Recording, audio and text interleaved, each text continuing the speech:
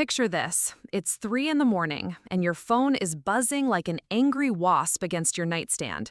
Half asleep, you see your father's name flashing on the screen, and your heart immediately drops into your stomach because nobody calls at 3 a.m. with good news.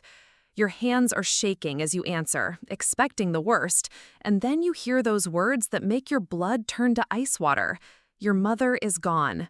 Gone. That single word echoing in your skull like a gunshot in an empty cathedral. You're throwing on clothes, grabbing keys, racing through empty streets with tears streaming down your face, thinking about all the things you never said, all the hugs you never gave, all the time you thought you had left. And then you burst through that front door, ready to collapse into grief, ready to hold your father while he breaks apart. And instead, you find your supposedly dead mother sitting at the kitchen table, fork in hand, sharing a slice of birthday cake with the man who destroyed your marriage 2 years ago. Before we jump back in, tell us where you're tuning in from. And if this story touches you, make sure you're subscribed, because tomorrow I've saved something extra special for you. My name is Sophia Martinez, and that nightmare I just described wasn't a dream.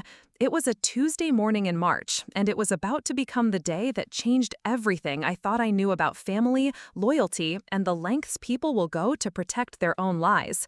Let me back up 6 months, because this story doesn't start with a 3 a.m. phone call.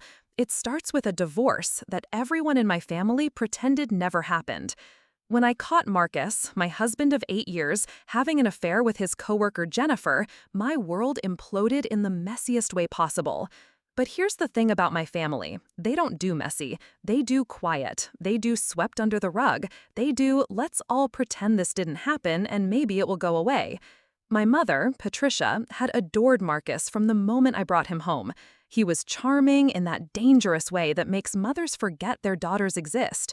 He'd compliment her cooking, fix things around their house without being asked, and somehow always remembered to bring flowers on Mother's Day while I was working double shifts at the accounting firm just to keep our own lights on.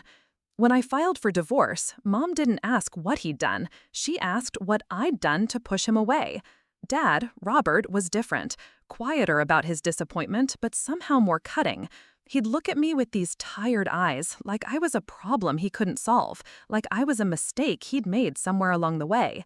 "Marriage is work, Sophia," he'd say, whenever I tried to explain why I couldn't stay with a man who'd betrayed me. "Your mother and I have had our struggles, but we work through them." As if my situation was just another Tuesday disagreement about whose turn it was to take out the trash. The divorce was finalized in September. Marcus got to keep his dignity, his reputation, and apparently his standing invitation to family dinners. Yes, you heard that right. While I was banned from bringing up his infidelity because it made everyone uncomfortable, Marcus was still getting invited to birthday parties and holiday gatherings. Not officially, of course. My parents weren't that brazen. But somehow he'd always show up, claiming he was in the neighborhood or just dropping something off, and my family would welcome him with open arms like nothing had changed. I found out about this little arrangement in November when my cousin Rachel posted Instagram photos from my uncle's surprise birthday party. There was Marcus, arm around my father, both of them laughing at some private joke. I stared at that photo until my eyes burned, counting faces. 37 family members at that party, 36 blood relatives, and 1 lying, cheating ex-husband. The only family member missing? Me. I hadn't even known there was a party.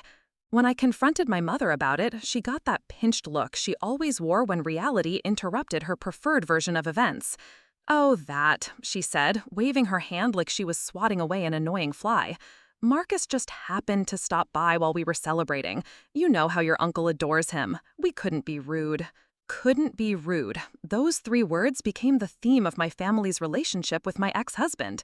They couldn't be rude to the man who'd humiliated me, but apparently they had no problem being rude to me. December came with its own special brand of torture. Christmas Eve dinner, a tradition in our family that went back 3 generations. I'd been going to this dinner since before I could walk, wearing uncomfortable dresses and pretending to enjoy my great-aunt's dry turkey. This year, I showed up with homemade tamales, my grandmother's recipe that took me 6 hours to perfect, only to find Marcus sitting in what used to be my seat at the table. "Oh," my mother said when she saw me standing in the doorway like an uninvited guest. Marcus offered to bring dessert, and you know how much everyone loves his tiramisu. His tiramisu. The man couldn't scramble an egg when we were married, but apparently he'd become quite the chef since our divorce. I later learned he was buying the tiramisu from an expensive bakery downtown and passing it off as homemade, but the truth wasn't important. What mattered was the performance. I ended up eating Christmas Eve dinner at my kitchen counter, alone, watching Netflix, and wondering how I'd become the villain in my own family story. The tamales were perfect, by the way, not that anyone would ever know.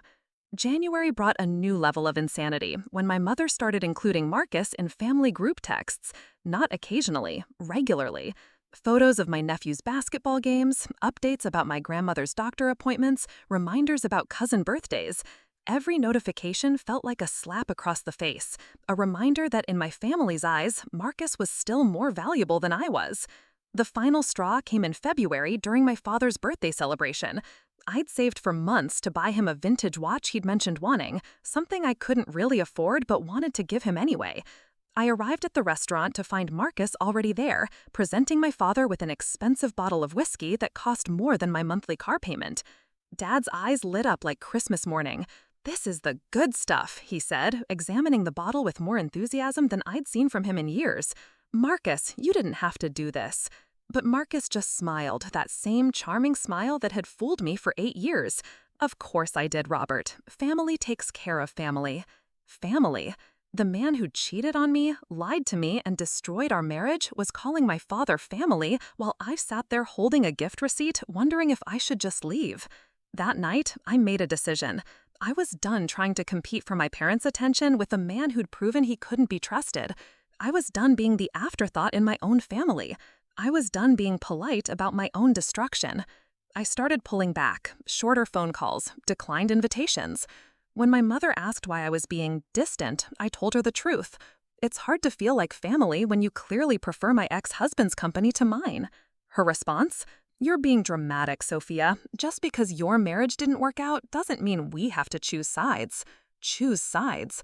As if my parents remaining close to the man who'd betrayed me wasn't already choosing a side. As if their continued relationship with Marcus wasn't the clearest message they could send about where their loyalties lay. March arrived with an unusual quiet. No group texts, no casual mentions of Marcus, no photos of family gatherings I wasn't invited to. I started to think maybe my parents had finally understood how much they'd hurt me. Maybe they'd finally chosen their daughter over the man who'd broken her heart. I was naive enough to believe that silence meant progress instead of secrecy. The truth was, they hadn't stopped including Marcus in family events. They'd just stopped telling me about them. The group chat continued without me. The dinners continued without me. Marcus kept showing up, kept charming my parents, kept playing the role of the perfect son-in-law they'd lost when I refused to forgive his infidelity. They'd just gotten better at hiding it. Which brings us back to that Tuesday morning in March, 3:17 a.m. to be exact, when my phone started buzzing with my father's ringtone. I answered on the second ring, my voice thick with sleep and immediate panic. "Dad, what's wrong?" "Sophia." His voice was shaking, broken in a way I'd never heard before. "You need to come home. Your mother, she's gone." The words hit me like a physical blow. Gone. My mother was gone. I'd been pulling away from her for months, nursing hurt feelings and wounded pride, and now she was gone. And the last conversation we'd had was an argument about choosing sides. "What happened?" I managed to whisper, already reaching for clothes with my free hand. "I don't know," Dad sobbed, and the sound of my strong, stoic father crying made everything feel more real and more terrifying. "I woke up and she wasn't in bed. I looked everywhere. Her car's still here, but she's just gone. I've called everyone. No one's seen her. I'm scared something terrible happened." I was in my car within 5 minutes, driving through empty streets with my hazard lights flashing and my heart hammering against my ribcage. Gone didn't make sense. Mom was 73, but she was healthy, active, sharp as a knife. She didn't wander off. She didn't disappear. She was the most predictable person I knew, following the same routines she'd had for decades. Coffee at 6, news at 7, bed by 10. She didn't just vanish in the middle of the night. During that 15-minute drive to my childhood home, I ran through every horrible possibility. Heart attack, stroke, kidnapping, dementia we hadn't noticed, car accident, even though Dad said her car was still there. My mind spiraled through worst-case scenarios, while my hands gripped the steering wheel so tightly my knuckles went white. I thought about our last fight, about the harsh words and hurt feelings, about all the time I'd wasted being angry instead of being present. I pulled into the driveway behind 2 police cars, their red and blue lights painting the house in alternating shadows. Dad must have called them after he called me. He was standing on the front porch in his pajamas and a bathrobe, looking older and more fragile than I'd ever seen him. When he saw me, his face crumpled with relief. "Thank God you're here," he said, pulling me into a fierce hug that smelled like coffee and fear. I don't know what to do. The police officers were kind but methodical. They asked the same questions I would have asked. When did he last see her? Had she been acting strangely? Any health issues? Medications that might cause confusion? Dad answered everything with increasing desperation, his voice getting higher and more strained with each response. No, she'd been fine. No, no health problems. No, no medications except vitamins. Yes, he was sure he would have heard if she'd left the house. One of the officers, a middle-aged woman with gentle eyes and graying hair, pulled me aside while her partner continued questioning Dad. "Has your mother ever done anything like this before?" she asked quietly. "Any history of depression, anxiety, anything that might cause her to leave without explanation?" "Never," I said firmly. "She's the most routine-oriented person you'll ever meet. She's lived in this house for 35 years. She knows every neighbor, every crack in the sidewalk. This isn't like her at all." The officer nodded and made a note in her little pad, but I could see the skepticism in her eyes. Elderly woman, middle of the night, no signs of forced entry.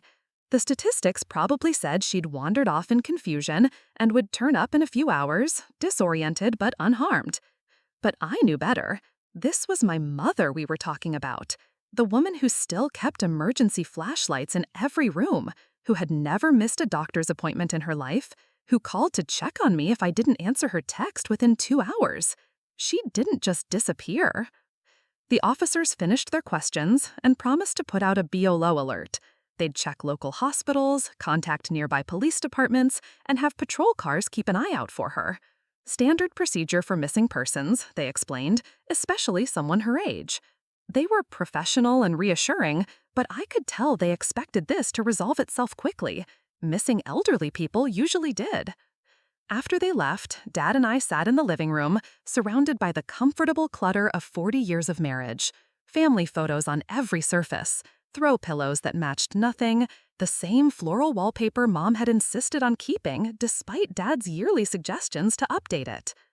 Everything looked exactly the same as always, but without Mom's presence, it felt like a museum exhibit, a display of a life that no longer existed.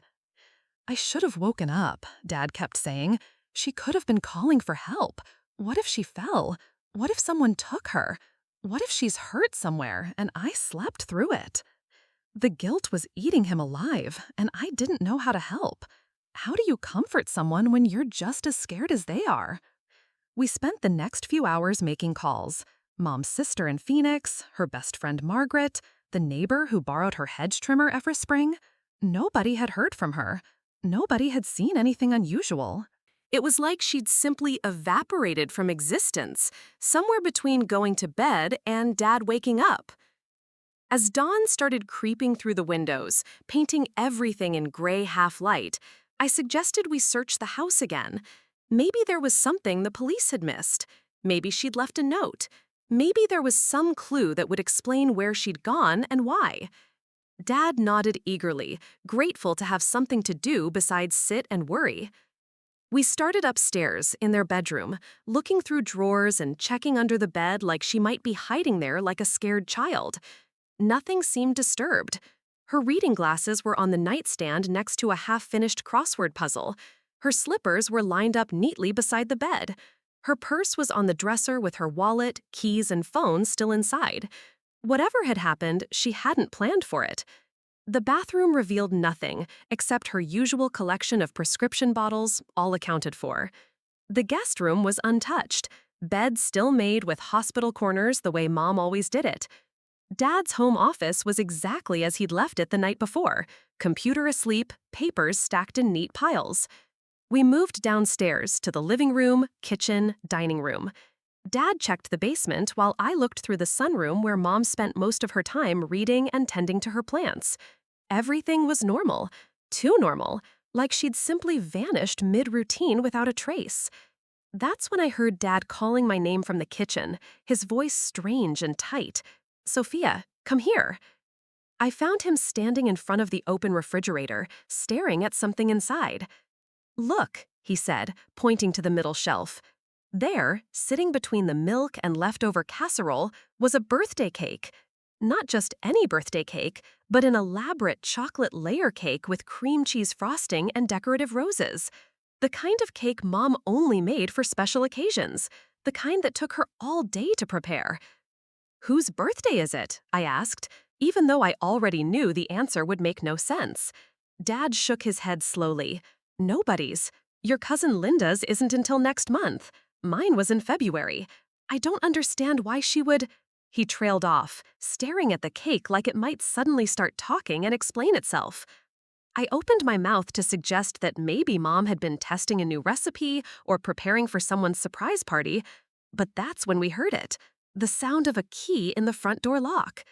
Dad and I looked at each other with identical expressions of shock and relief. She was home. She was alive. Whatever had happened, whatever had scared us so badly, she was coming through that door, and we could stop imagining the worst. We rushed toward the front hallway, just as the door opened, and there was Mom, looking perfectly normal in her lavender nightgown and matching robe. Her hair was still in the same curlers she'd worn to bed, her slippers were on her feet. She looked like she'd just stepped out to get the morning paper, except it was barely dawn, and the paper wouldn't be delivered for another hour.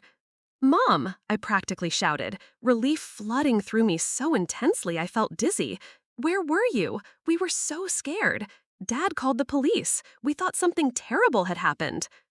But instead of the explanations I expected, instead of apologies for worrying us or relief at being found, Mom just stood there in the doorway with the strangest expression on her face. Not confusion, not guilt, something else entirely. Something that made my stomach start twisting with a completely different kind of dread. "Oh," she said quietly, like she'd been caught doing something she shouldn't. "You're here." Behind her, still standing on the front porch like he was waiting for an invitation, was Marcus, my ex-husband, the man I hadn't seen since that disastrous birthday dinner in February, the man who had no business being at my parents' house at 6 in the morning while my mother was missing and my father was calling the police. He was holding a paper plate covered with aluminum foil, and there was chocolate frosting on the corner of his mouth. The three of us stood there in a tableau of confusion and growing horror. Mom in the doorway, looking guilty, Marcus on the porch, looking like he'd been caught with his hand in the cookie jar, and me staring at both of them while puzzle pieces started clicking together in my mind, forming a picture so unthinkable I wanted to reject it entirely. "Patricia," Dad said, his voice barely above a whisper, "where were you?" Mom's eyes darted between Dad and me, and for the first time in my life, I watched my mother struggle to find words. The woman who always had an opinion, who always had an explanation, who always knew exactly what to say in any situation, was standing there opening and closing her mouth like a fish out of water. That's when Marcus stepped forward with that same charming smile he'd been using to manipulate my family for months. "Robert, Sophia, I'm so sorry for the confusion. Patricia called me around midnight. She was feeling anxious and couldn't sleep, and she didn't want to wake you. We went to the all-night diner on 5th Street, just to talk. You know how your wife gets when she's worried about family." Family. There was that word again, coming from his mouth like he had any right to use it, like he had any right to be there at dawn, holding a plate of what I now realized was birthday cake, explaining why my mother had vanished in the middle of the night. "You called Marcus?" Dad asked Mom, and I could hear the hurt in his voice. You were worried about something, and instead of waking me, your husband of 40 years, you called. He couldn't even finish the sentence. It wasn't like that, Mom said quickly, but her voice lacked its usual conviction. I couldn't sleep, and I knew Marcus would understand because he's been having trouble sleeping too since the divorce. And I didn't want to burden you with my worries, Robert. You've been working so hard, and your blood pressure. The lies were coming easier now, flowing together like she'd practiced them. But they didn't explain why she'd taken a birthday cake with her to this supposed late-night therapy session. They didn't explain why Marcus had frosting on his mouth. They didn't explain why they'd both disappeared for 6 hours while my father called the police and I drove through empty streets convinced my mother was dead. Whose birthday? I asked quietly. The question seemed to surprise all three of them, like they'd forgotten I was standing there. The cake in the refrigerator. Whose birthday is it, Mom? The silence stretched between us like a taut wire. Mom looked at Marcus. Marcus looked at his shoes. Dad looked back and forth between all of us like he was watching a tennis match played in a language he didn't understand. Well, Mom finally said, smoothing down her robe with hands that shook just slightly. Today is March 15th. It would have been Marcus and Sophia's 9th wedding anniversary if things had been different. The bottom dropped out of my world. My parents had been secretly celebrating my wedding anniversary with my ex-husband, the marriage that ended when I caught him cheating, the relationship that my family had spent months telling me to get over, to move past, to stop being so dramatic about. While I was home alone, trying to rebuild my life and wondering why I felt so disconnected from the people who were supposed to love me most, they were eating anniversary cake with the man who destroyed me. "You've got to be kidding me," I said, and my voice sounded strange and distant like it was coming from someone else's mouth. "You've been celebrating my wedding anniversary? With him? Without me?" "Sophia, honey, it's not what you think," Mom started, but I held up my hand to stop her. I couldn't listen to any more lies. I couldn't process any more betrayal. I needed to understand the scope of what had been happening behind my back. "How long?" I asked. "How long have you been doing this? The secret meetings, the anniversary celebrations, the choosing him over me? How long?" Marcus cleared his throat like he was going to answer, but I turned on him with such fury that he actually took a step backward. "You don't get to speak," I said, my voice low and deadly calm. "You lost the right to speak to me when you decided my coworker's bed was more comfortable than our marriage bed. This question is for my parents, the people who gave birth to me, the people who are supposed to be on my side." "We're not taking sides," Dad said weakly, but even he seemed to realize how hollow that sounded now. "Really?" I laughed, but there was no humor in it. "Because it looks to me like you took sides months ago. It looks to me like you chose him, the lying, cheating, manipulative him, over me, your daughter, your own flesh and blood." "He's still family to us," Mom said, and those 5 words hit me harder than any physical blow could have. "Just because you two couldn't work out your problems doesn't mean we have to lose him too." Couldn't work out our problems? Like his affair was something we should have been able to negotiate our way through? Like my refusal to forgive adultery was a character flaw instead of a boundary? "What problems, Mom?" I asked, stepping closer to her. "What problems did I fail to work out? The problem where he was sleeping with Jennifer for 6 months? The problem where he lied to my face every single day? The problem where he brought her to our bed while I was working overtime to pay for our mortgage? Which problem should I have worked harder on?" "Marriage is complicated, Sophia," Dad said, but his heart wasn't in it anymore. The discovery of their secret anniversary celebration had shaken something loose in him too. Sometimes people make mistakes. Mistakes? I turned to look at Marcus, who was still standing there like a guilty child hoping the adults would stop fighting soon. "Is that what we're calling it? A mistake? Like you accidentally tripped and fell into another woman?" "Sophia, please," Marcus finally found his voice. "Your parents have been incredibly kind to me during a difficult time. They're good people who understand that relationships are complex, that there are always 2 sides to every story." 2 sides to every story? I'd heard that phrase so many times over the past 6 months, I was starting to think my family had it printed on business cards. The universal excuse for inexcusable behavior. The get out of jail free card for anyone who wanted to avoid taking responsibility for their actions. "You're right," I said, and my sudden calm seemed to worry all three of them more than my anger had. There are two sides to every story. There's the side where a woman works 2 jobs to support her husband's dream of starting his own business. There's the side where she sacrifices her own career advancement to move across the country for his job opportunity. There's the side where she spends her savings on fertility treatments when they can't get pregnant, even though the doctors say the problem is with him, not her. I paused, watching their faces as the truth settled over them like a blanket of snow. And then there's the side where that same woman comes home early from a business trip to surprise her husband and finds him with his coworker in their bed. In the bed she paid for, in the house she qualified for, celebrating the promotion she helped him get by working herself into the ground for 8 years. The silence that followed was deafening. Mom's face had gone white. Dad was staring at Marcus like he'd never seen him before. And Marcus? Marcus just looked tired. "You never told us," Mom whispered. "I tried to tell you," I said, and the exhaustion hit me all at once.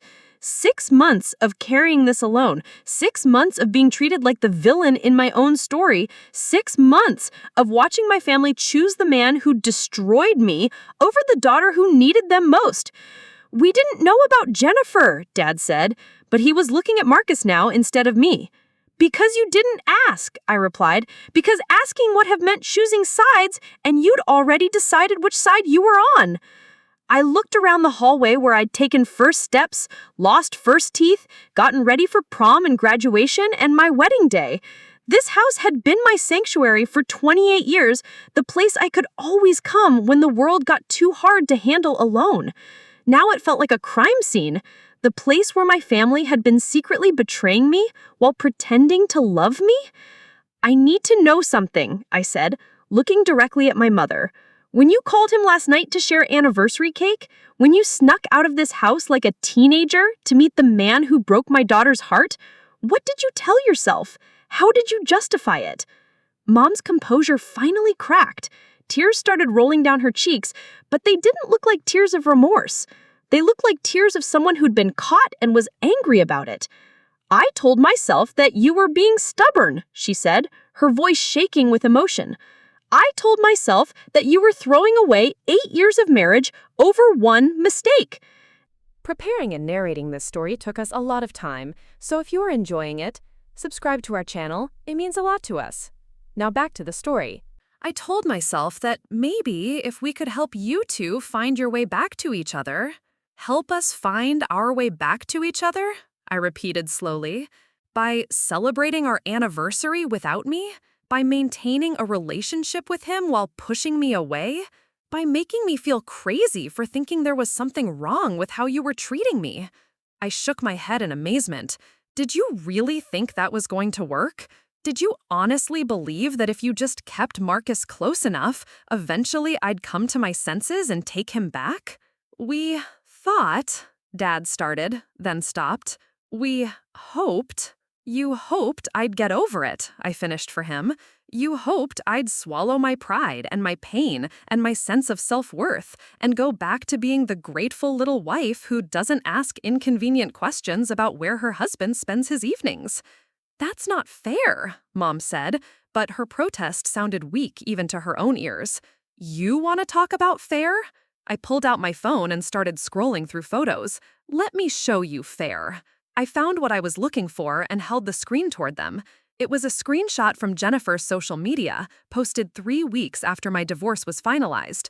A photo of her and Marcus at a fancy restaurant, holding hands across the table, with a caption that read, "6 months strong and going stronger every day." 6 months, I said, watching the blood drain from Dad's face. They'd been together for 6 months before I caught them.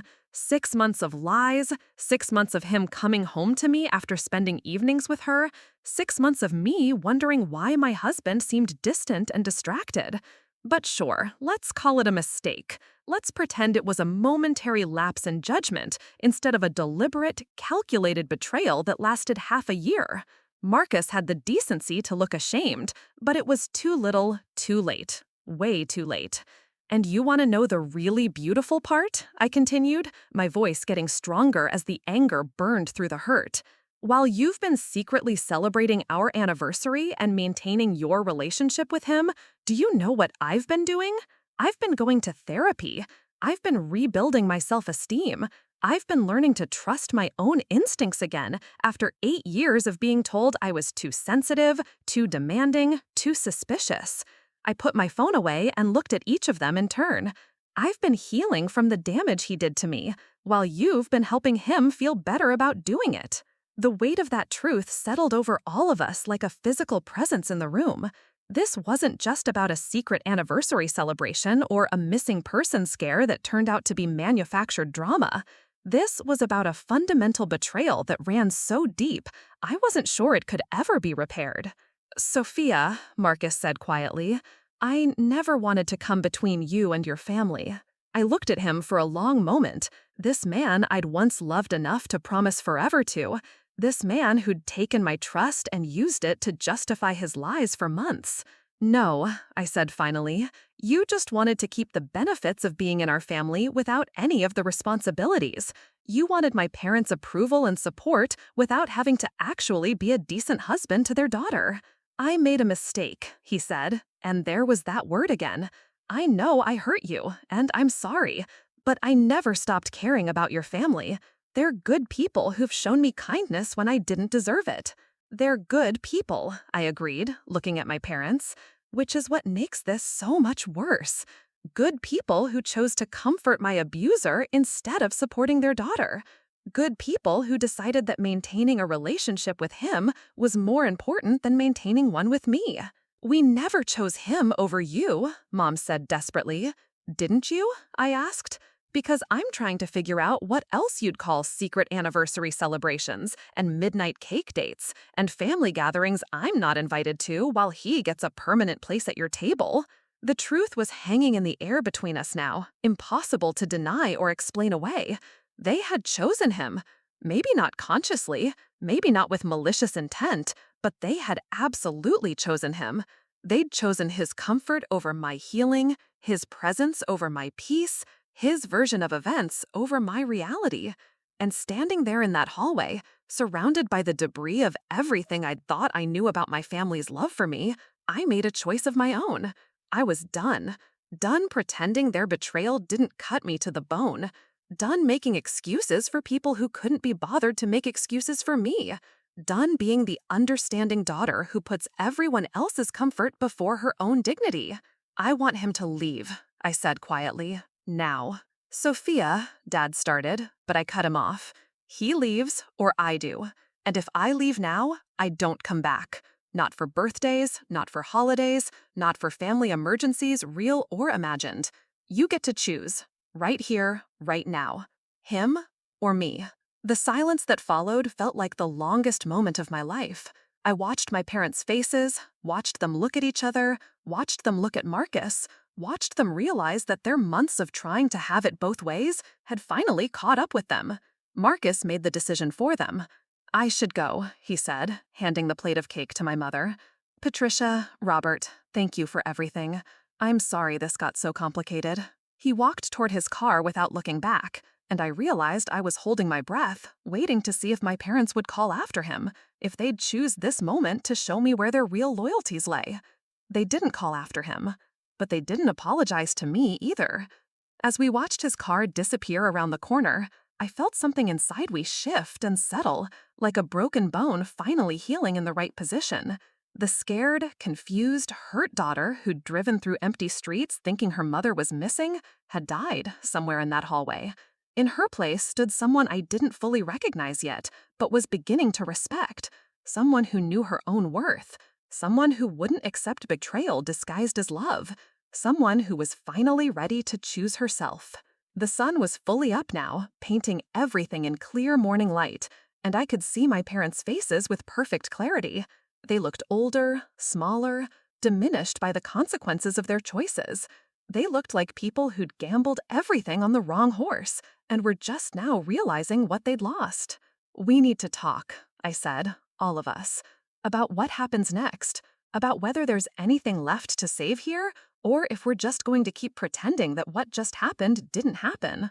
Mom nodded, wiping tears from her cheeks. Dad put his arm around her shoulders, but he was looking at me with something that might have been respect mixed with regret. "We need to talk," he agreed. And for the first time in 6 months, I believed that maybe, just maybe, they were finally ready to listen. We moved to the living room like 3 survivors of some natural disaster, shell-shocked and uncertain how to begin picking up the pieces. The morning light streaming through Mom's carefully arranged curtains felt too bright, too normal for what had just happened. Everything looked the same as it had 12 hours ago, when I'd gone to bed thinking I understood my place in this family. The same Afghans folded over the back of the couch, the same coffee table books arranged just so, the same wedding photo of my parents on the mantel. But now it all felt like props in a play I'd never auditioned for. Dad sat heavily in his recliner, the same chair he'd occupied every evening for as long as I could remember. Mom perched on the edge of the couch like she might need to make a quick escape. I remained standing, my back against the wall, arms crossed. The physical positioning said everything about where we stood emotionally. Dad retreating to his comfort zone, Mom preparing for flight, and me fortifying my defenses. "I don't know where to start," Dad said finally, running his hands through his hair in a gesture I'd inherited from him. "I feel like I don't know anything anymore." "Start with the truth," I said. "Start with how long this has been going on.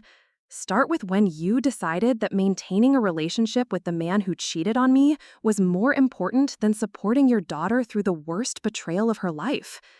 Mom flinched like I'd slapped her. "It wasn't like that, Sophia. It wasn't a decision we made against you. It just happened. Things like this don't just happen, Mom. You don't accidentally bake anniversary cakes for your daughter's ex-husband. You don't accidentally sneak out in the middle of the night to comfort the man who destroyed her marriage. These were choices, deliberate, conscious choices that you made over and over again for months." The silence stretched between us, filled with the sound of the antique clock on the mantel ticking away the seconds. That clock had been a wedding gift from my grandmother, a symbol of time spent together, of years building a life side by side. Now it sounded like a countdown timer on something that was ending. "It started in October," Dad said quietly, not looking at either of us. "About a month after your divorce was finalized. Marcus called me at work. He said he was struggling, that he'd made the biggest mistake of his life, that he didn't know how to live with what he'd done to you. I felt my jaw clench. And your response was to comfort him instead of hanging up the phone? He was crying, Sophia," Dad continued, his voice getting smaller. "This grown man was sobbing on the phone, talking about how he'd destroyed the best thing that ever happened to him, how he didn't deserve forgiveness but couldn't figure out how to move forward. And I felt sorry for him." "You felt sorry for him," I repeated, letting each word hang in the air like an accusation. "The man who spent 6 months lying to your daughter, who brought another woman into the bed you helped us buy, who made me question my own sanity for months before I finally caught him. That's who earned your sympathy." "You don't understand," Mom interjected, finally finding her voice. "He was so broken, so genuinely remorseful. He kept talking about how much he loved you, how he knew he'd thrown away his future, how he'd do anything to make it right if he could just find a way." "And you believed him?" I asked, incredulous. "After everything I told you about what he put me through, after all the nights I cried on this very couch trying to make sense of his lies, you heard his sob story and decided he was the victim?" "We didn't think he was the victim," Dad said quickly. "We knew he'd made terrible mistakes, but we also thought, we hoped, that maybe if we could help him become a better person, maybe there was a chance for you two to find your way back to each other." There it was, the truth I'd suspected but hadn't wanted to acknowledge. They hadn't been supporting Marcus out of some misguided sense of compassion. They'd been supporting him as part of a long-term strategy to get me to take him back. Every dinner invitation, every family gathering, every secret celebration had been designed to rehabilitate his image and wear down my resolve. "You were trying to manipulate me," I said, the realization hitting me like a physical blow. All of this, all these months of making me feel like the unreasonable one, like the one who couldn't let go and move on, you were actively working against my healing so you could push me back into a marriage that nearly destroyed me. "That's not how we saw it," Mom said defensively. "We saw a young man who'd made serious mistakes, but who genuinely wanted to change. We saw our daughter throwing away 8 years of marriage without giving him a real chance to make amends." Without giving him a real chance? My voice rose despite my efforts to stay calm. I gave him 8 years of chances. 8 years of believing his explanations for working late, for mysterious phone calls, for sudden business trips that never quite made sense. 8 years of accepting his word when every instinct I had was screaming that something was wrong. I started pacing, the energy of suppressed rage making it impossible to stand still. Do you know what it's like to live with someone who's lying to you every single day?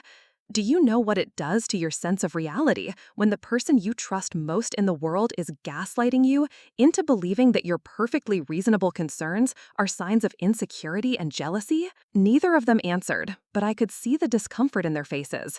They didn't want to hear about the psychological damage Marcus had inflicted.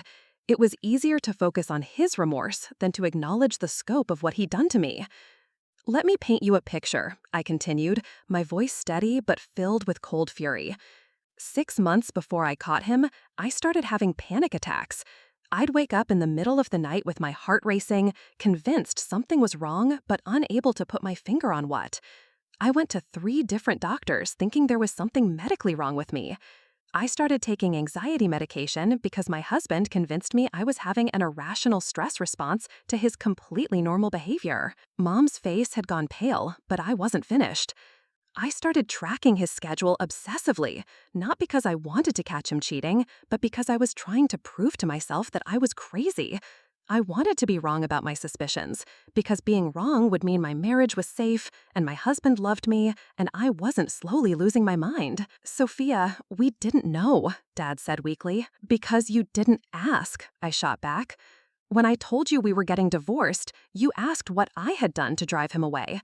You asked if I'd tried counseling, if I'd considered that maybe I was being too hasty, if I really wanted to throw away 8 years over what might have been a temporary problem. But you never asked what he had done to me." The truth of that statement hung in the air like smoke.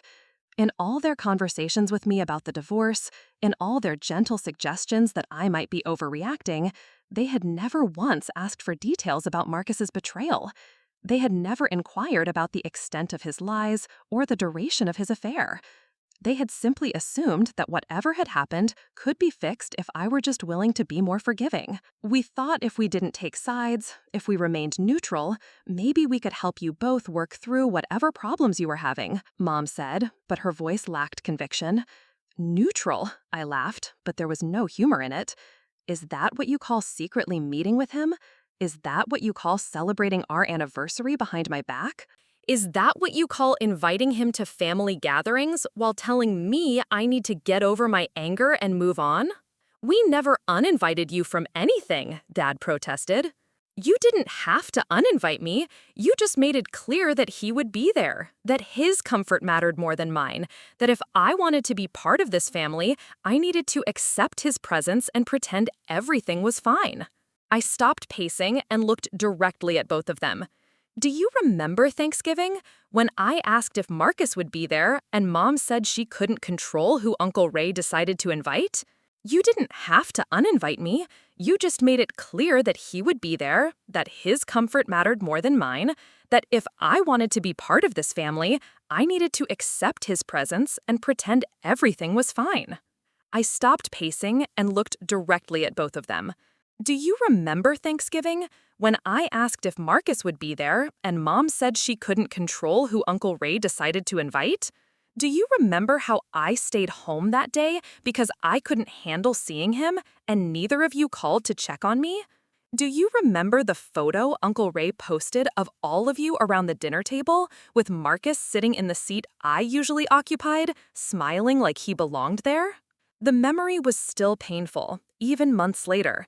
I'd spent that Thanksgiving alone in my apartment, eating Chinese takeout and watching movies, while my family shared turkey and gratitude with the man who'd shattered my ability to trust. "We didn't want you to feel left out," Mom said quietly. "But you were perfectly fine with me being left out," I replied. "You just wanted me to feel bad about it instead of angry about it. You wanted me to believe it was my choice to be alone, my fault for not being mature enough to sit at the same table as my cheating ex-husband." Dad leaned forward in his chair, his face etched with something that looked like genuine anguish. "We made mistakes, Sophia. I can see that now. But we honestly thought we were doing what was best for everyone. We thought if we could keep the family together, if we could help Marcus prove he'd changed, maybe there was still hope for you two." "Hope for us?" I stared at him in amazement. "Dad, he cheated on me for 6 months. He brought her to our bed. He lied to my face every single day while I was working myself into the ground to support his dreams. What part of that suggested there was hope for us?" "People make mistakes," Mom said, falling back on the same tired refrain she'd been using for months. "Even big ones, even terrible ones. But that doesn't mean they can't change, that they can't learn from what they've done and become better." "And what about me?" I asked. "What about what I needed to heal? What about what I needed to feel safe and supported and valued?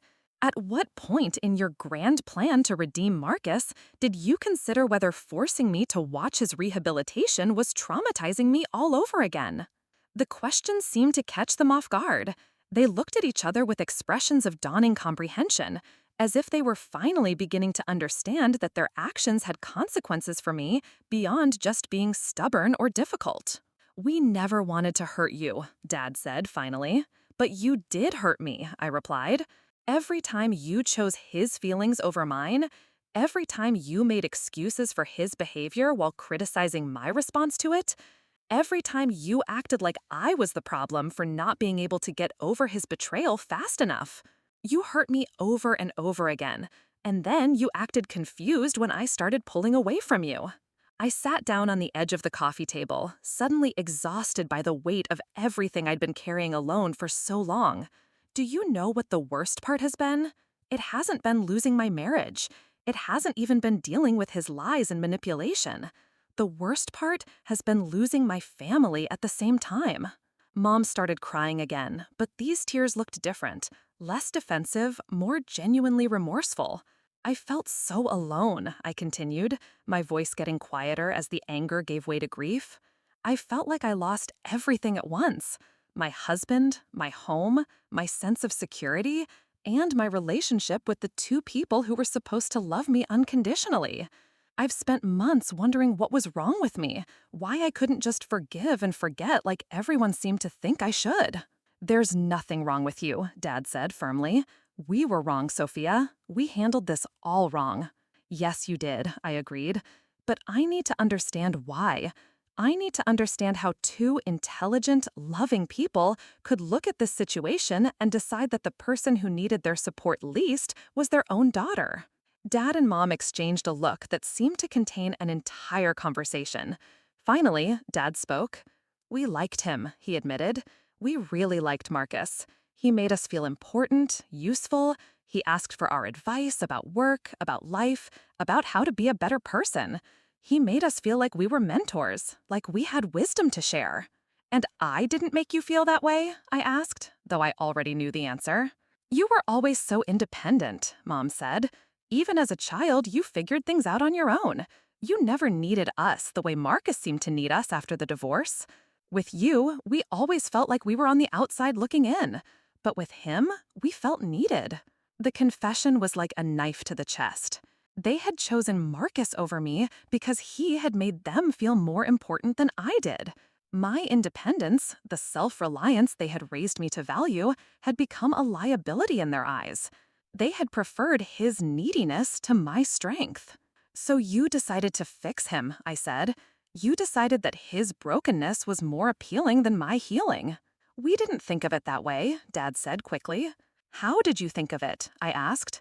Because from where I'm sitting, it looks like you chose to invest your time and energy and emotional support in the person who had hurt me rather than the person who needed to recover from that hurt. The room fell silent again, except for the relentless ticking of that anniversary clock. I found myself staring at it, thinking about all the time that had passed, all the moments that could never be recovered or undone. What did you talk about? I asked suddenly.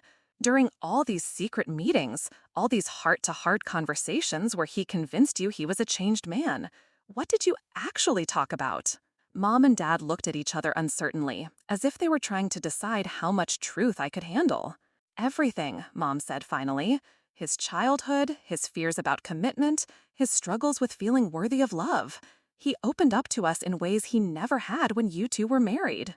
He told us about his father leaving when he was young, Dad added, about how that abandonment made it hard for him to believe anyone would stay with him long term. He said that's why he sabotaged your marriage, because he was afraid you'd leave him eventually anyway. I listened to this recitation of Marcus's tragic backstory with a mixture of rage and disgust. And you bought all of that? It made sense, Mom said defensively. It explained why someone who seemed to love you so much would do something so destructive. Did he mention that his father didn't abandon him? I asked. Did he mention that his parents got divorced when he was 16 because his father found out his mother was having an affair? Did he mention that his father fought for custody and won, and that Marcus chose to live with his cheating mother because she didn't have rules about curfew or homework? The look of shock on their faces told me everything I needed to know. Marcus had fed them a completely fabricated sob story, and they had swallowed it whole because it fit the narrative they wanted to believe. He lied to you, I continued, just like he lied to me for 6 months.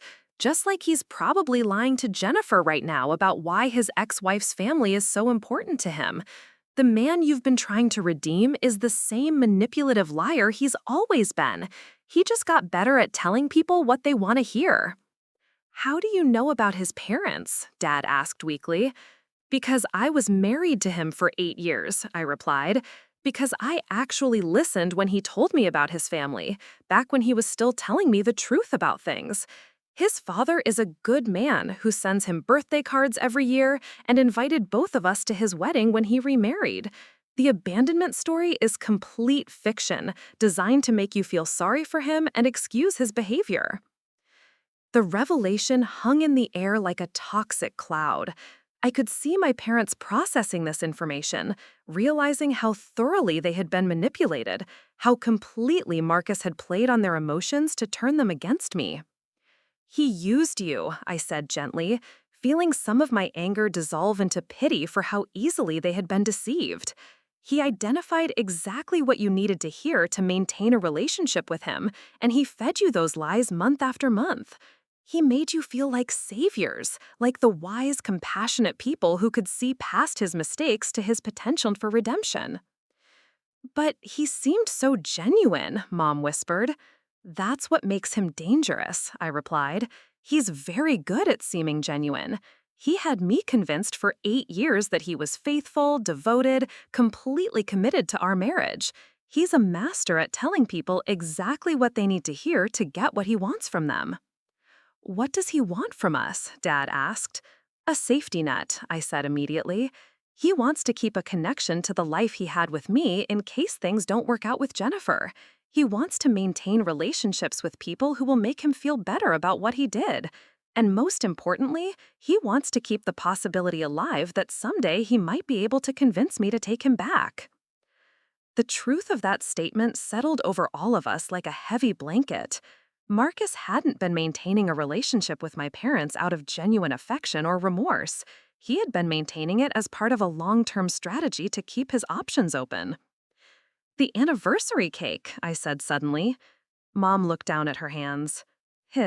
He called me yesterday afternoon and said he'd been thinking about how today marked what would have been 9 years of marriage for you two. He said he wanted to commemorate that, to honor the good times you had together, to remember that not everything about your relationship was bad. And you thought that was healthy? I asked. You thought it was normal for my ex-husband to want to celebrate our anniversary with my mother? He said it would help him process his grief about losing you, Mom said weakly. He said it was part of his healing journey.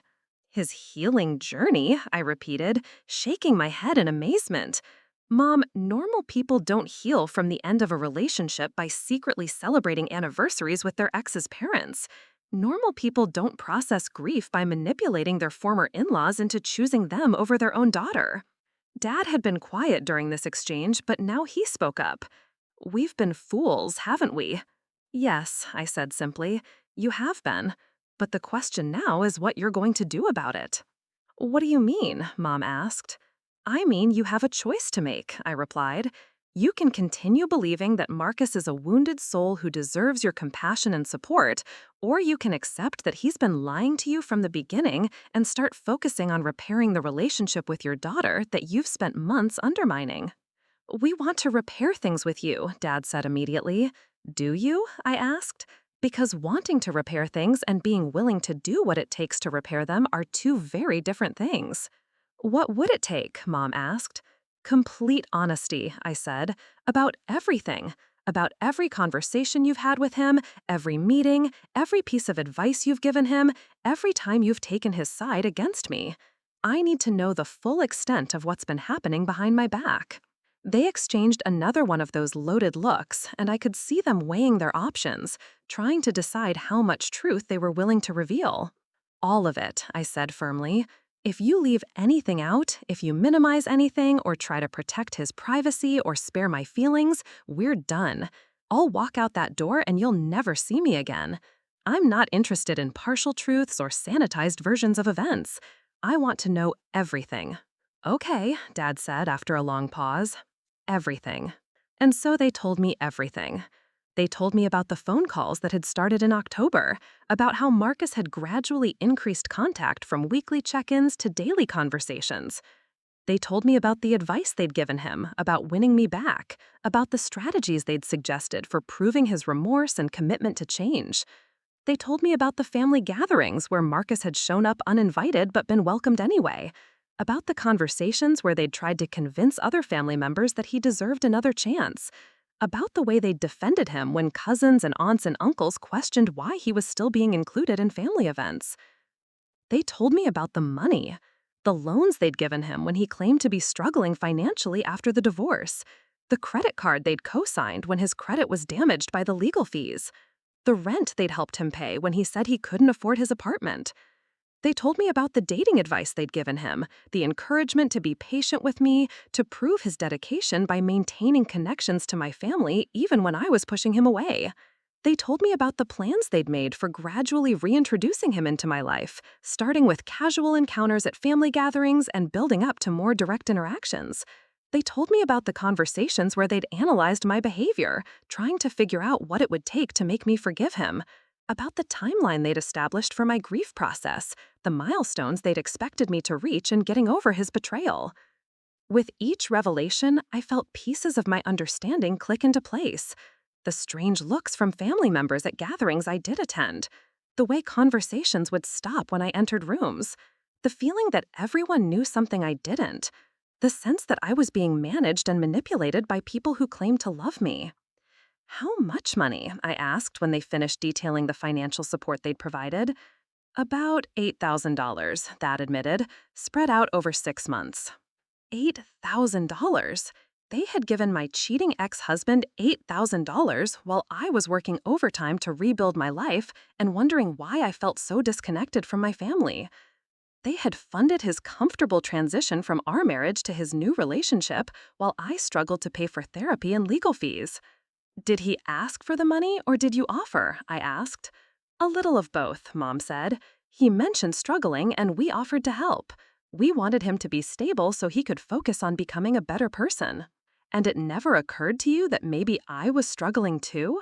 That maybe your daughter, who had been betrayed and lied to and gaslit for months, might need financial or emotional support while she was trying to rebuild her life? We offered to help you, Dad protested. We offered to pay for your therapy, to help with your rent, to do whatever you needed. After you'd already established that you were Team Marcus, I replied. After you'd already made it clear that you thought I was being unreasonable and vindictive. Your offers of help felt like bribes to make me forgive him faster. The conversation continued for another 2 hours.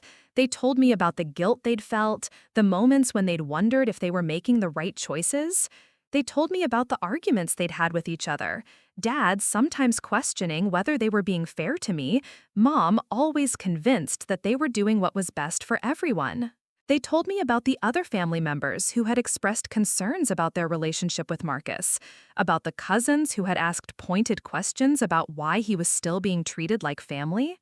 They told me about how they'd defended their choices, how they'd convinced themselves and others that forgiveness and second chances were more important than taking sides. By the time they finished, the sun was high in the sky, and I felt like I'd aged 10 years in the space of a morning. The scope of their betrayal was so much worse than I'd imagined. It wasn't just about secret meetings and anniversary cakes. It was about a systematic campaign to undermine my healing and push me back into a relationship that had nearly destroyed me. I need some time to process all of this, I said finally.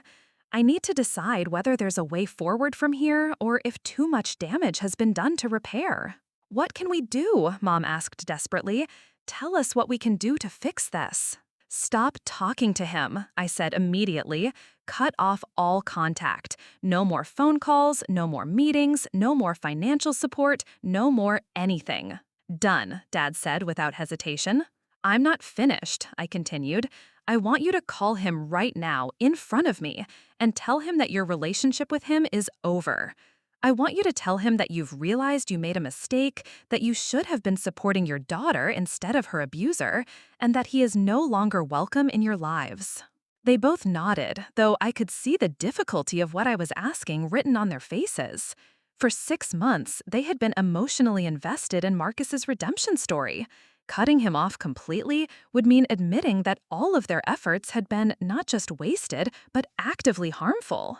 I also want you to tell the rest of the family what's been happening, I added. I want everyone to know that you've been secretly maintaining a relationship with Marcus, that you've been working against my interests while pretending to be neutral, and that you're prepared to take full responsibility for the damage you've caused. Sophia, that will be humiliating, Mom said. Good, I replied without sympathy. You should be humiliated. You should be ashamed. What you've done is shameful, and pretending otherwise is just another way of avoiding responsibility for your choices. Dad reached for his phone. I'll call him now. Put it on speaker, I said. I want to hear his reaction when you tell him it's over. The phone rang 3 times before Marcus answered, his voice warm and familiar in a way that made my stomach clench with remembered pain. Robert, hi. How are you feeling this morning? I hope Patricia's anxiety attack didn't worry you too much. Sometimes these things just come out of nowhere, you know?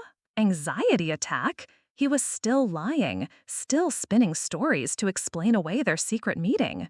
Even now, caught red-handed, he couldn't bring himself to tell the truth. Marcus, Dad said, his voice steady but strained. We need to talk. Sophia is here and she knows about everything. The meetings, the money, all of it. There was a long pause on the other end of the line. When Marcus spoke again, his voice had changed, becoming more careful, more calculated. I see. Well, I hope she understands that everything we've done has been out of love and concern for her well-being.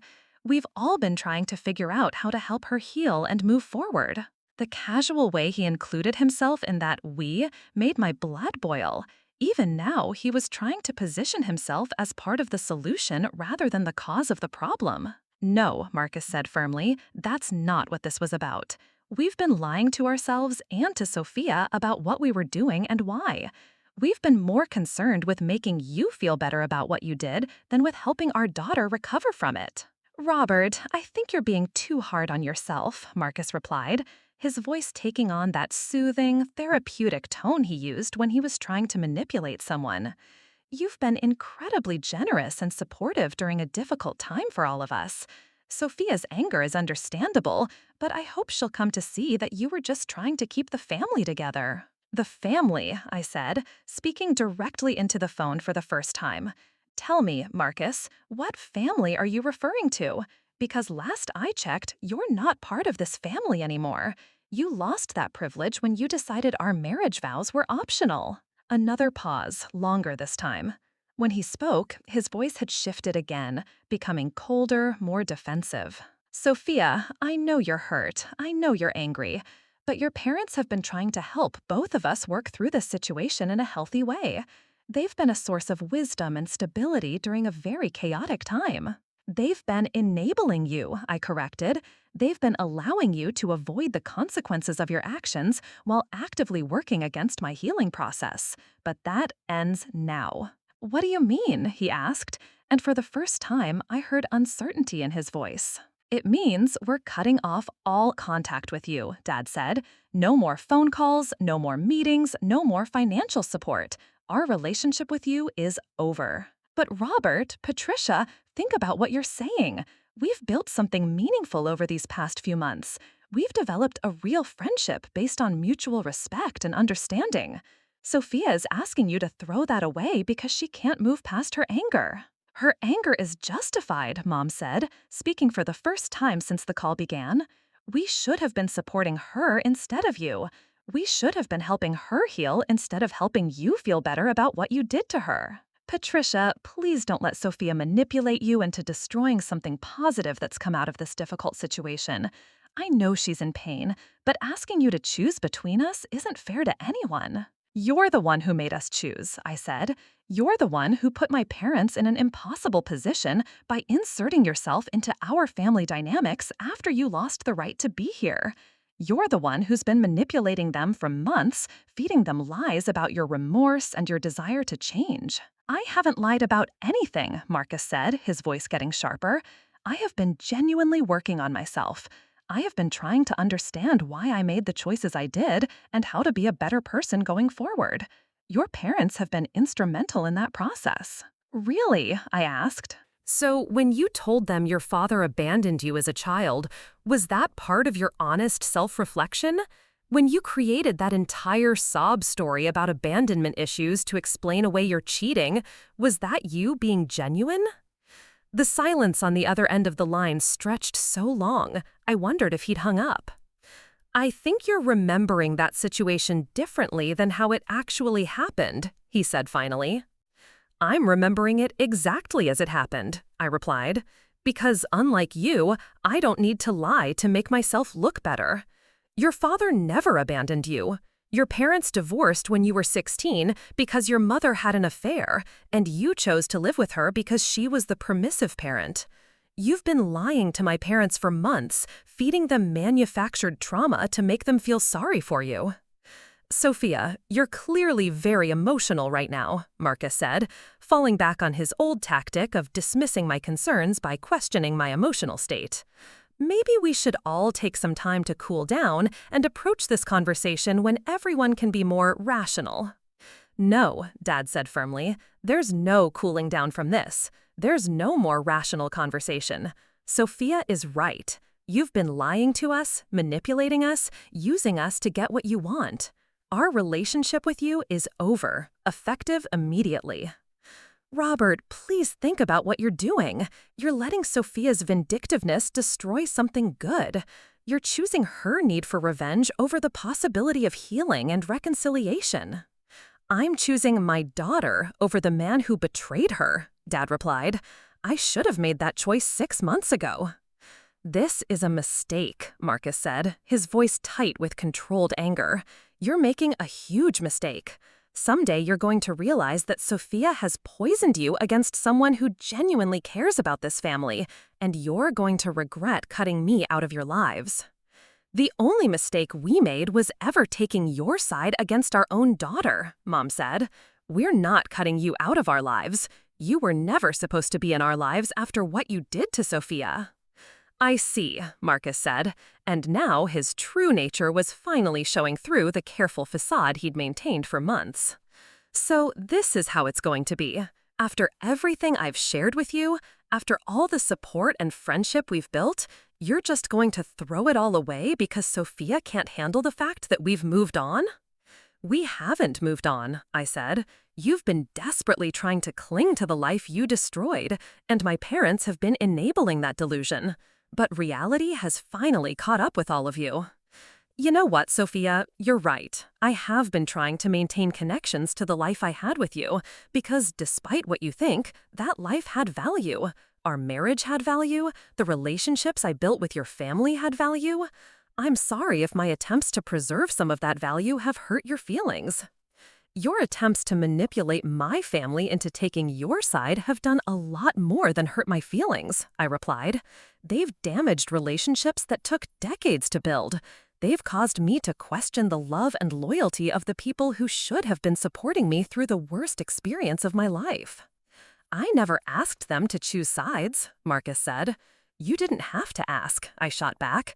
You just had to be charming and needy and grateful, and they chose you anyway.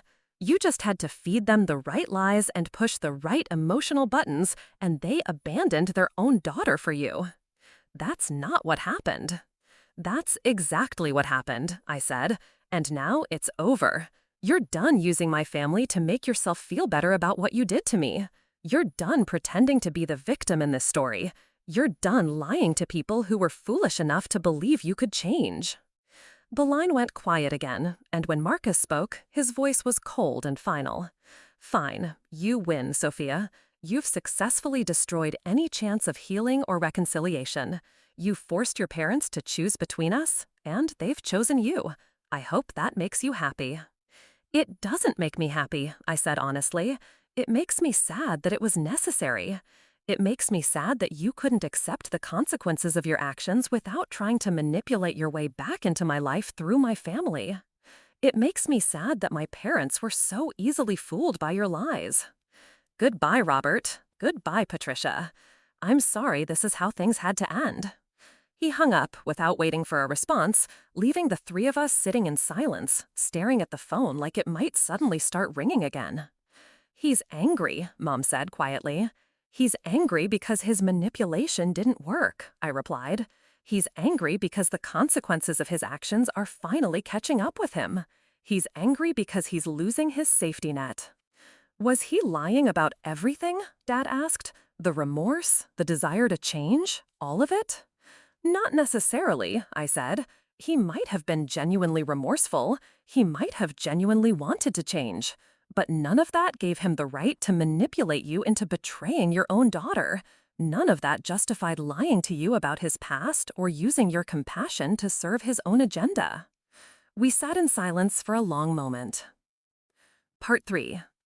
The silence that followed Marcus's abrupt goodbye felt different from all the other silences we'd shared that morning. This one carried weight, finality, the sense that something fundamental had shifted and could never be shifted back. We'd crossed a line, burned a bridge, made a choice that couldn't be undone. The three of us sat there processing the enormity of what had just happened, each lost in our own thoughts about what came next. Mom was the first to break the quiet, her voice small and uncertain in a way I'd never heard before. I feel like I don't know myself anymore. I keep trying to understand how I could have been so wrong about everything, how I could have hurt you so badly while thinking I was helping. You got played by an expert, I said, and there was no satisfaction in being right about Marcus's manipulative nature. He spent 8 years learning how to read people, how to tell them exactly what they needed to hear to get what he wanted. You never stood a chance against someone with that much practice. Dad was staring at his hands, turning his wedding ring around and around in a gesture of nervous energy I recognized from my childhood. The money, he said finally. All that money we gave him while you were struggling to rebuild your life. How do we even begin to make that right? You don't, I said simply. The money's gone, and even if you could get it back, that wouldn't undo the fact that you chose to support him instead of me when I needed you most. Some mistakes can't be fixed with money. The harsh truth of that statement hung between us like a physical barrier.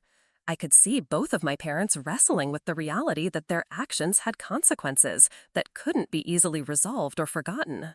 They had made choices that revealed something fundamental about their priorities, their judgment, their capacity for discernment when it came to protecting their own daughter. So where does that leave us? Mom asked, tears still streaming down her cheeks. Are we too broken to fix? Have we damaged this relationship beyond repair? It was the question I'd been asking myself all morning, the one that had been lurking beneath every revelation and confession. Could a family recover from this level of betrayal? Could trust be rebuilt when it had been so thoroughly shattered? Could love survive the discovery that the people who claimed to love you most had been actively working against your healing and well-being? I don't know, I admitted. I honestly don't know if we can come back from this. What you did wasn't just a mistake or a lapse in judgment. It was a sustained campaign over months to undermine my recovery and push me back into a situation that was destroying me. That's not something you accidentally stumble into. That's a choice you make over and over again. We thought we were helping, Dad said, but his voice lacked conviction. He'd said those words so many times in the past few hours that they'd lost any meaning they might once have had. But you weren't helping, I replied. You were helping him. Every single action you took, every decision you made, every conversation you had was designed to benefit Marcus at my expense. You might have told yourselves it would eventually benefit me too, but that was never really the point, was it? The question forced them to confront an uncomfortable truth. Their actions hadn't been motivated by concern for my well-being. They'd been motivated by their own needs, their own desire to feel important and needed and valuable. Marcus had given them something I couldn't, wouldn't, hadn't even known they wanted. He'd made them feel like saviors, like wise counselors, like the kind of people who could see past surface mistakes to deeper truths about character and redemption. He made us feel good about ourselves, Mom said quietly, the admission clearly painful to voice. When we were with him, when we were helping him, we felt like better people, more compassionate, more forgiving, more mature than others who might write him off completely. And how did I make you feel? I asked, though I already knew the answer. Difficult, Dad admitted. Unforgiving, like we'd raised someone who couldn't see past her own hurt to the bigger picture. There it was, the truth that had been driving their behavior all along. I had made them feel like failures as parents, while Marcus had made them feel like successes as human beings. My pain had been inconvenient, my boundaries uncomfortable, my refusal to forgive embarrassing to people who prided themselves on being reasonable and mature. The bigger picture, I repeated. What exactly was the bigger picture? That I should accept being cheated on because marriage is hard? That I should ignore 6 months of lies because everyone makes mistakes? That I should prioritize Marcus's feelings over my own sense of self-worth because forgiveness is more virtuous than boundaries? We thought if you could just get past the anger, if you could see how much he regretted what he'd done, maybe you could find a way to rebuild something together. Based on what? I asked. Based on his lies about his childhood? Based on his crocodile tears about losing me? Based on his promises to change? The same promises he made every time I caught him in a smaller lie during our marriage? They had no answer for that, because there was no good answer. They had built their hope for my reconciliation with Marcus on a foundation of lies and manipulation, and now that foundation was crumbling beneath the weight of reality. I need you to understand something, I said, my voice steady but intense. Even if Marcus had been genuinely remorseful, even if he had really changed, even if he had become the perfect man overnight, I still had the right to choose not to take him back. I still had the right to decide that his betrayal was unforgivable.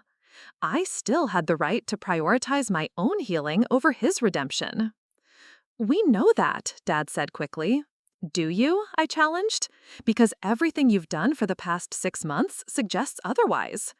Everything you've done suggests that you believe my forgiveness was something Marcus deserved to earn back, not something I had the right to withhold. The distinction was crucial, and I could see them struggling to understand it. They had approached the situation as if my forgiveness was a prize that Marcus could win through good behavior and genuine remorse. They had never considered that my forgiveness was mine to give or withhold based on my own needs, my own values, my own assessment of what was best for my life and well-being. Forgiveness isn't something you owe someone who hurts you, I continued. It's not a debt that gets paid off through apologies and changed behavior. It's a gift you give freely, if and when you choose to, based on your own emotional readiness and your own sense of what's right for you. We just wanted you to be happy, Mom said. No, I corrected. You wanted me to be happy in the way that would make you most comfortable. You wanted me to forgive Marcus because my anger made you uncomfortable. You wanted me to reconcile with him because my divorce reflected poorly on your parenting. You wanted me to move past this because dealing with the reality of what he did to me was harder than pretending it could all be fixed. The accusation hit them like a physical blow. I could see the truth of it registering on their faces. The recognition that their desire to help me had been contaminated by their own discomfort with my pain, and their own need to believe that everything could be made right if they just tried hard enough. We love you, Dad said, as if that simple statement could erase the damage that had been done. I believe you love me, I replied, but loving someone and supporting them aren't the same thing. You can love someone and still betray them. You can love someone and still choose other people's comfort over their well-being. You can love someone and still fail them completely when they need you most. The room fell silent again as the full scope of what had been lost settled over all of us. This wasn't just about secret meetings or anniversary cakes or financial support given to the wrong person. This was about the fundamental failure of the people who should have been my safe harbor to actually provide safety when I needed it most. I've spent the last 6 months feeling crazy, I said, my voice getting quieter as exhaustion replaced anger. I've spent 6 months wondering why I felt so disconnected from you, why every conversation felt strained, why I couldn't shake the feeling that you were disappointed in me. We never wanted you to feel that way, Mom said. But I did feel that way, I replied, and now I know why. I felt crazy because you were gaslighting me. Maybe not intentionally, but you were telling me that my reactions were unreasonable while secretly validating the man who had caused them. You were making me question my own instincts while confirming his version of reality. The word gaslighting seemed to shock them. They'd probably heard the term before, but never thought it could apply to their own behavior. The idea that they had been psychologically manipulating their own daughter, even unintentionally, was clearly difficult for them to accept. We never meant to make you question yourself, Dad said. Intent doesn't matter, I replied. Impact matters. And the impact of your choices has been to make me feel isolated, unsupported, and emotionally abandoned by the people I should have been able to count on most. I stood up and walked to the window, looking out at the neighborhood where I'd grown up, the streets where I'd learned to ride a bike and walk to school and navigate the early challenges of childhood with the confidence that came from knowing my parents had my back. That confidence felt like something from another lifetime now. I keep thinking about something my therapist said, I continued, not turning around to face them. She said that sometimes the people who hurt us most aren't the ones who set out to cause damage. Sometimes they're the ones who claim to love us, but refuse to see us clearly enough to give us what we actually need. What do you need from us? Mom asked. I turned around to face them, these two people who had given me life and raised me and loved me in their imperfect, human way. They looked older than they had that morning, worn down by the weight of their own mistakes and the consequences of choices they were only now beginning to understand. I need you to stop trying to manage my healing, I said. I need you to stop deciding what's best for me based on what would make you most comfortable. I need you to support the choices I make about my own life, even when those choices don't align with your values or your hopes for my future. We can do that, Dad said quickly. Can you? I asked. Because supporting my choices might mean accepting that I will never forgive Marcus. It might mean accepting that I will never trust him again, never want him in my life again, never believe that he's capable of real change. Can you support those choices, even if they make you sad or disappointed? They exchanged another one of those loaded looks, and I could see them wrestling with the implications of what I was asking. Supporting me unconditionally meant giving up their fantasy of redemption and reconciliation. It meant accepting that some betrayals are unforgivable, that some relationships can't be repaired, That some people don't deserve second chances, no matter how sorry they claim to be. Yes, Mom said finally, we can support those choices because they're your choices to make. I also need you to understand that rebuilding trust with me is going to take time, I continued. You've shown me that when push comes to shove, you're willing to choose other people over me. That's not something I can just forget because you've apologized. That's something I'm going to need to see evidence against, consistently, over a long period of time. What kind of evidence? Dad asked. I need to see that you can put my well-being ahead of your own comfort, I said. I need to see that you can handle my pain without trying to fix it or manage it or rush me through it. I need to see that you can respect my boundaries, even when you don't understand them or agree with them. I walked back to where they were sitting and settled into the chair across from them, the same chair where I'd sat as a teenager asking permission to go to dances and concerts, where I'd sat as a young adult sharing news about jobs and relationships and dreams for the future. I also need you to tell the truth to the rest of the family, I said. I need everyone to know what really happened here, why Marcus was being included in gatherings I wasn't invited to, why I started pulling away from family events. I need them to understand that this wasn't about me being difficult or unforgiving. This was about you actively working against my healing while pretending to be neutral. That's going to be humiliating, Mom said again. It should be humiliating, I replied. What you did was wrong, and there should be social consequences for that. You don't get to preserve your reputation by letting everyone continue to think that I was the problem. Dad nodded slowly. We'll tell them. We'll tell everyone what we did and why it was wrong. And if any of them have maintained relationships with Marcus based on your recommendations, I need you to actively discourage that, I added. I need you to make it clear that you were wrong about him, that he manipulated you, that he doesn't deserve the support and sympathy you encouraged them to give him. Done, Dad said. I looked at both of them, these flawed human people who had raised me and loved me and failed me so spectacularly. They looked genuinely remorseful now, genuinely committed to making things right. But I'd learned the hard way that good intentions weren't always enough to prevent devastating harm. There's one more thing, I said. I need you to go to counseling, both of you, together and individually. I need you to work with a professional to understand how you could have been so easily manipulated, how you could have lost sight of your own daughter's well-being so completely. We'll do that, Mom said immediately. I need you to understand that this isn't just about Marcus, I continued. This is about a fundamental flaw in your judgment, a blind spot that made you vulnerable to manipulation and caused you to betray your own child. Until you address that blind spot, until you do the work to understand how this happened, I can't fully trust you again. They both nodded, and I could see that they were finally beginning to grasp the enormity of what they had done and what it was going to take to repair the damage.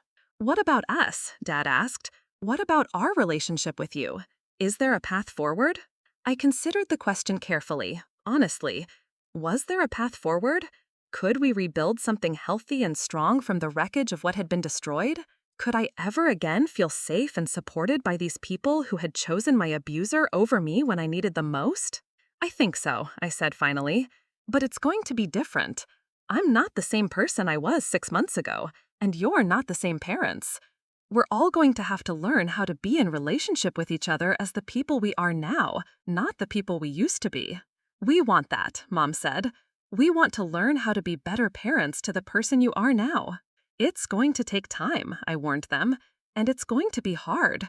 There are going to be moments when you want to go back to the way things were, when you want me to just get over it and move on.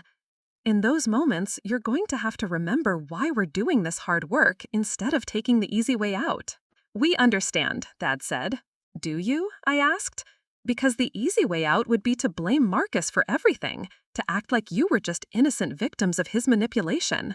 The hard way is accepting responsibility for your own choices, your own failures, your own role in causing me additional trauma when I was already at my most vulnerable. We accept responsibility, Mom said. We know this wasn't just about Marcus fooling us. This was about us choosing to be fooled because it was easier than dealing with the reality of what he'd done to you.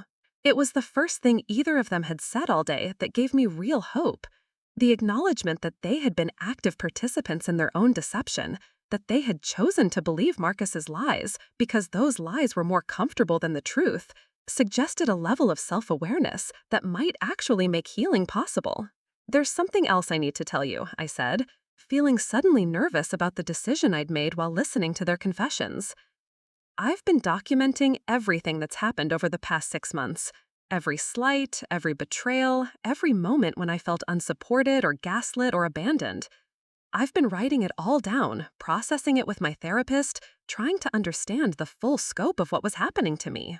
They looked uncomfortable, probably wondering what secrets their documentation might reveal, what private moments of failure had been recorded for posterity. "I'm going to publish it," I continued, "not as a way to embarrass you or get revenge, but as a way to help other people who might be going through similar situations.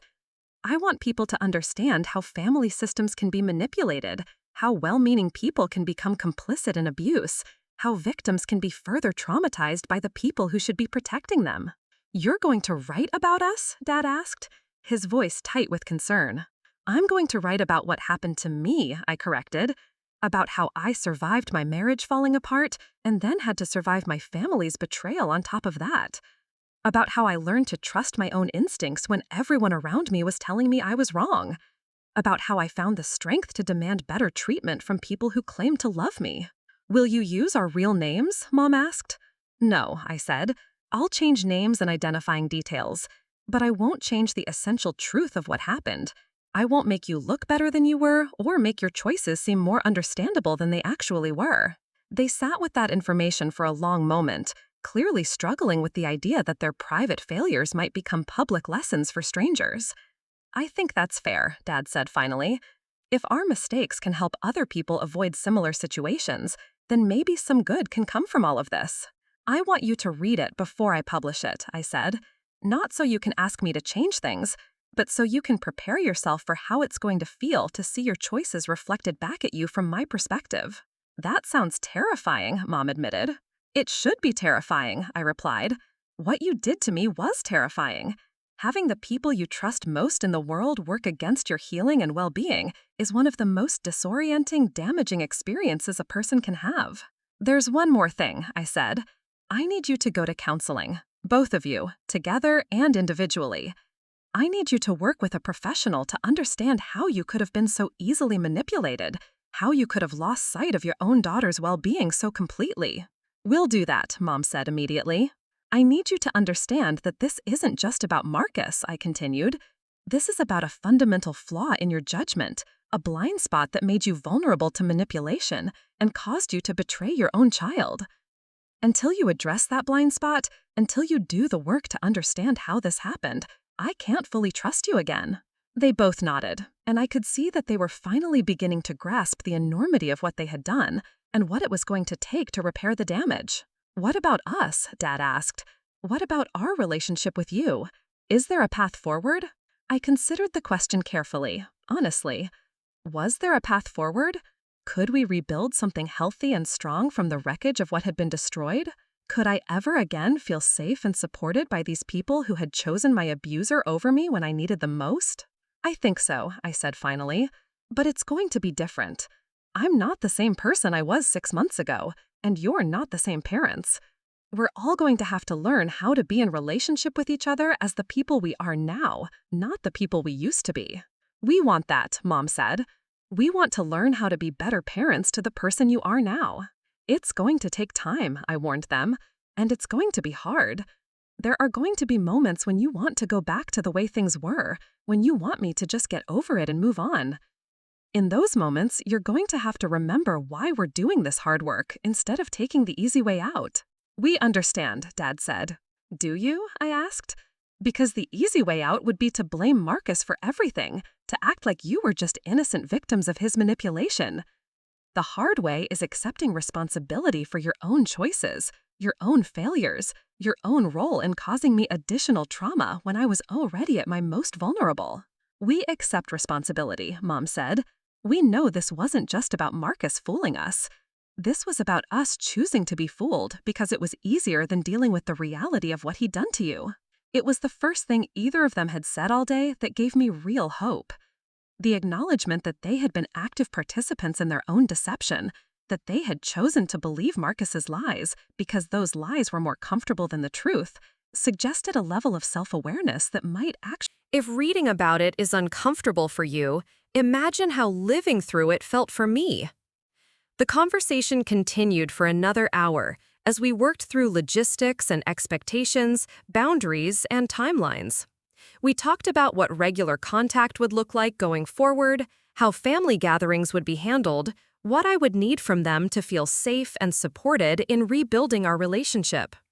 By the time we finished, the sun was setting, painting the living room in the same golden light I remembered from countless childhood evenings. But everything felt different now. The innocence was gone, replaced by a harder-won understanding of who we all really were beneath the roles we'd been playing for so many years. "I should go," I said finally, feeling emotionally drained but oddly hopeful. We've all got a lot to process, and I think we need some space to do that processing individually before we try to move forward together. "Will you come back?" Mom asked, and I could hear the fear in her voice that this might be the last time she saw me. "Yes," I said, "but when I do, it will be as someone who knows her own worth, someone who won't accept being treated as secondary to anyone else's comfort or convenience. If you can handle that version of me, if you can love and support that version of me, then we can rebuild something stronger than what we had before." "We want to try," Dad said. "Good," I replied, "because I'm worth the effort. I'm worth choosing over someone who hurt me. I'm worth fighting for, even when fighting for me is harder than enabling my abuser." I gathered my things and headed toward the door, pausing in the hallway where this entire confrontation had begun. The family photos lining the walls looked different now, less like documentation of unconditional love and more like evidence of relationships that had been built on assumptions that turned out to be false. "Sophia," Mom called after me as I reached the door. I turned back to face her, this woman who had given me life and raised me, and then betrayed me so completely that I'd questioned everything I thought I knew about love and loyalty. "I'm proud of you," she said, tears streaming down her face. "I'm proud of how strong you've been, how clearly you've seen through everyone's lies and manipulations, how well you've protected yourself when no one else would protect you. I should have told you that months ago, instead of making you feel like there was something wrong with you for not forgiving him." The words hit me harder than any of her apologies had, because they represented something I'd been craving without even realizing it.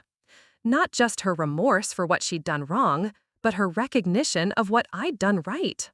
Her acknowledgement that my strength, my boundaries, my refusal to accept unacceptable treatment had been virtues rather than flaws. "Thank you," I said simply. "That means more to me than you know." I walked to my car as the streetlights began to flicker on, illuminating the same neighborhood where I'd learned to navigate the world with the confidence that comes from knowing you're loved and supported. That confidence had been shattered and rebuilt over the course of a single day, transformed from the naive trust of a child into the hard-won self-assurance of someone who had learned to rely on her own judgment, even when everyone around her suggested she was wrong. The drive home gave me time to process everything that had happened, everything that had been revealed, everything that would need to change going forward. My parents had made catastrophic mistakes, but they had also shown themselves capable of recognizing those mistakes and committing to doing better. Whether they would follow through remained to be seen, but for the first time in months, I felt like there might be a path forward that didn't require me to sacrifice my own well-being for their comfort. As I pulled into my driveway, I felt something I hadn't experienced in a long time: pride in myself. Pride in how I'd handled the confrontation, how I'd refused to let them minimize or explain away their betrayal, how I demanded accountability while still leaving room for redemption. I had been strong without being cruel, honest without being unnecessarily harsh, clear about my boundaries while remaining open to the possibility of healing. Inside my apartment, I sat down at my computer and opened the document where I'd been recording my thoughts and experiences over the past 6 months. The story of this day would be added to the growing narrative of how I'd survived not just my husband's betrayal, but my family's betrayal as well. How I'd learned to trust my own instincts when everyone else was telling me I was wrong. How I'd found the courage to demand better treatment from people who claimed to love me.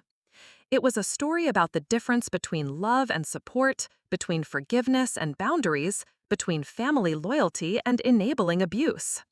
It was a story about learning that sometimes the people who hurt us most aren't the obvious villains, but the ones who claim to have our best interests at heart while actively working against our healing. Most importantly, it was a story about discovering that my worth wasn't determined by other people's ability to see it or support it. It was a story about learning to choose myself, even when that choice was lonely, even when that choice disappointed people I loved, even when that choice meant standing alone against everyone else's version of what my life should look like.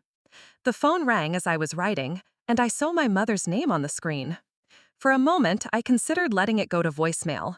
I'd given them enough of my emotional energy for one day, and I wasn't sure I was ready for whatever conversation might come next. But something made me answer. "Hi, Mom. I just wanted to call and tell you that your father and I have been talking since you left," she said, her voice steadier than it had been all day. "We've already started looking for therapists. We've already drafted an email to send to the family explaining what we've been doing and why it was wrong. We've already blocked Marcus's number so he can't try to contact us." "That's good," I said, genuinely surprised by how quickly they'd moved to follow through on their commitments. "And Sophia," she continued, "I want you to know that we're going to do whatever it takes to earn your trust back. Not because we want things to go back to the way they were, but because we want to build something better than what we had before. Something based on truth instead of assumptions, on support instead of management, on respecting your choices instead of trying to influence them." "I appreciate that, Mom," I said, feeling tears prick at the corners of my eyes. "It's going to take time, but I think we can get there." "We love you," she said. "Not the version of you that we wanted you to be, but the actual you. The strong, independent, boundary-setting you who refuses to accept treatment that doesn't honor your worth.